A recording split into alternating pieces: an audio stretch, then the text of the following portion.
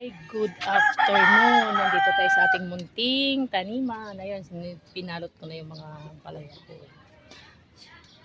Ayan. Tapos yung ating mga pichay ay tumubo na. Maliliit pa nga lang. Yung kangkong ay medyo malayo na siya. Then, yung ating pipino, sobrang malabong na. Ayan. And dito din tayo nagluto ng ating hapunan. Ayan. Inihaw na tulingan.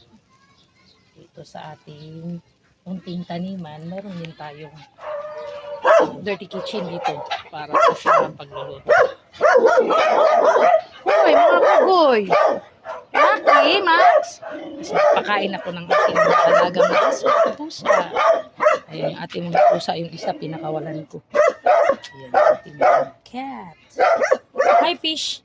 Fish! Fish! Look! Fish! Eee! Ayun, kumakain na si Snow. Si Ed tulog pa. Si R9 nakahiga pa, oh. Si Nick naman ay nasa labas, oh. Pabong yun, okay.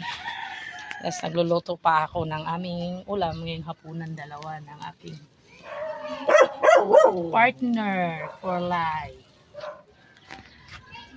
Pagkatapos nating mag-ihaw, ngayon nag-asikaso na tayo ng ating pagkain. Ayan, inihaw na isda at saka diba sabi ko, inihaw na ampalaya na kinuha natin sa ating garden sa rooftop. Pwede magtanim sa rooftop. O, ayan, kakain na kami ng aking partner na kaway naman tayo dyan. Ayan, kakain na kami. Okay, start, fight!